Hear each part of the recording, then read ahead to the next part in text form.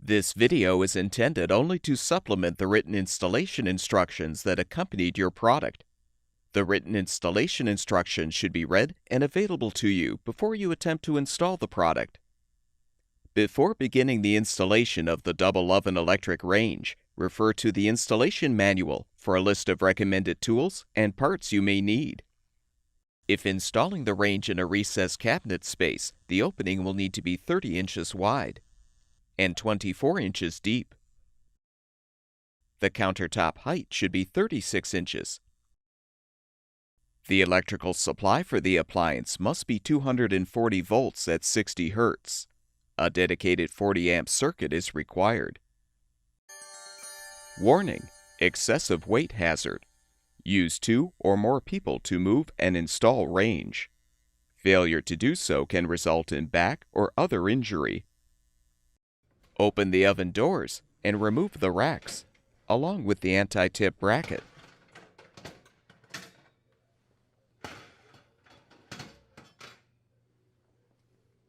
Confirm that the range matches the height of the countertop.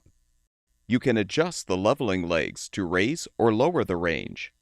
To do this, have an assistant help you to gently tip the range back and rest the rear of the appliance on a blanket or on the cardboard packaging. Use an adjustable wrench or pliers to raise or lower the leveling legs as necessary.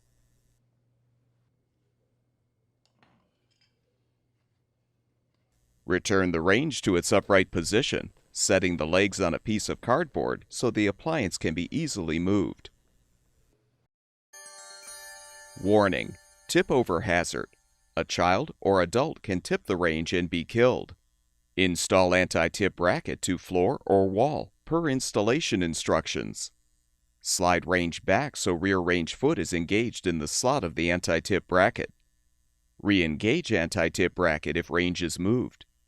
Do not operate range without anti-tip bracket installed and engaged. Failure to follow these instructions can result in death or serious burns to children and adults. The anti-tip bracket can be mounted to the wall or the floor. Determine where the left or right edge of the range will be positioned in the cabinet opening and mark it.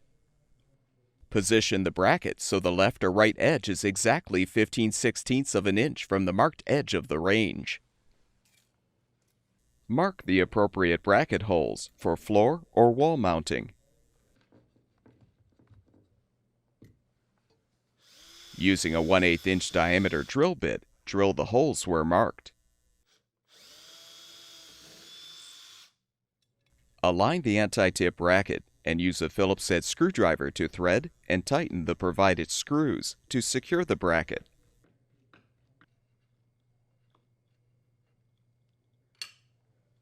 Gently move the range close to its final location. Then remove the cardboard from underneath the appliance. Warning: electrical shock hazard. Disconnect power before servicing. Use a new 40 amp power supply cord. Plug into a grounded outlet. Failure to follow these instructions can result in death, fire, or electrical shock. The range can be powered through a power cord or through direct wiring. Before making any electrical connections, confirm that the power supply to the outlet or junction box is turned off. Using a Phillips head screwdriver, unthread the 2 screws securing the terminal block cover to the back of the range.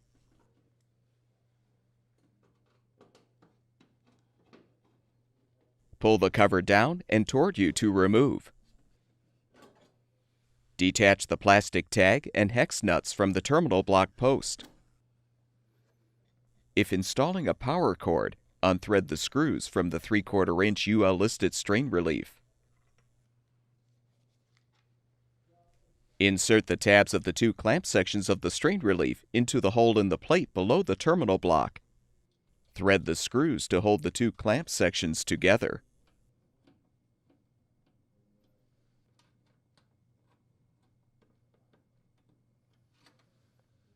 Now feed the power cord through the strain relief.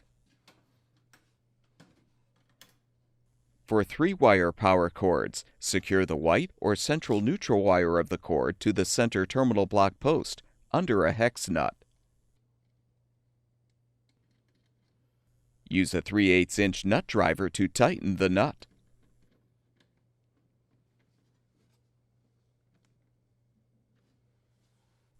Next, secure the remaining power cord wires to the outer terminal block posts using the hex nuts.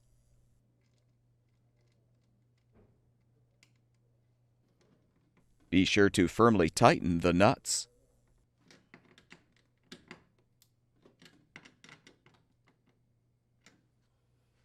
When installing a 4-wire power cord, use a Phillips head screwdriver to unthread the ground link screw from the back of the range.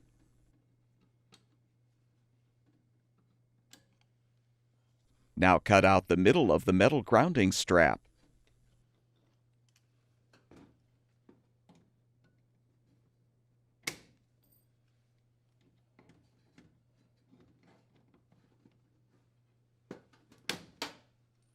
Feed the power cord through the strain relief. Align the green grounding wire from the power cord on the ground link. Then secure the wire and ground link to the back of the range with the screw.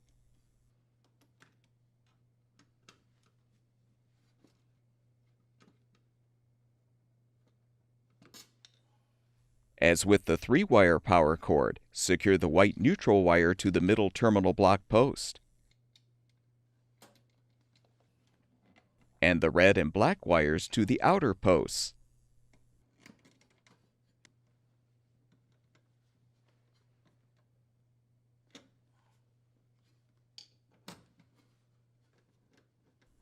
Again, firmly tighten the nuts.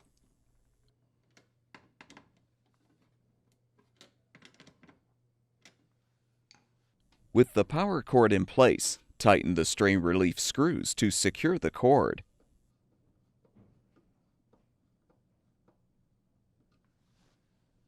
Reposition the terminal block cover and secure it with the screws.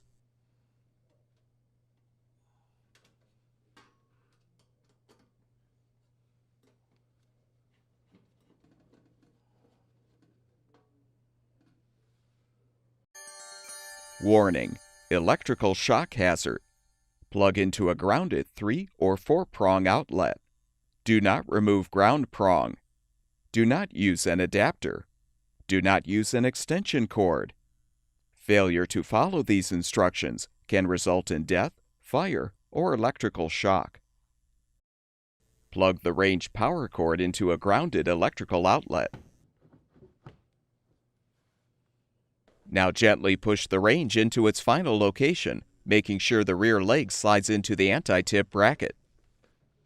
To confirm this, place a foot against the bottom of the oven door and, grasping the side of the control panel, attempt to tilt the range forward. The bracket should immediately prevent the appliance from tipping forward. Next, place a rack in the oven.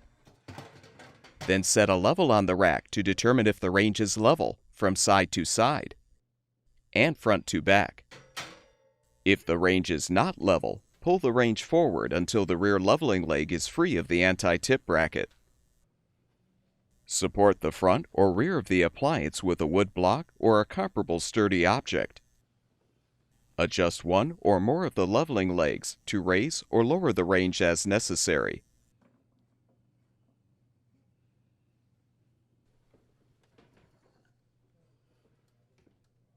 Confirm the range is level. Then push the appliance back into place, making sure the rear leg is secured in the anti-tip bracket. Replace the remaining oven racks.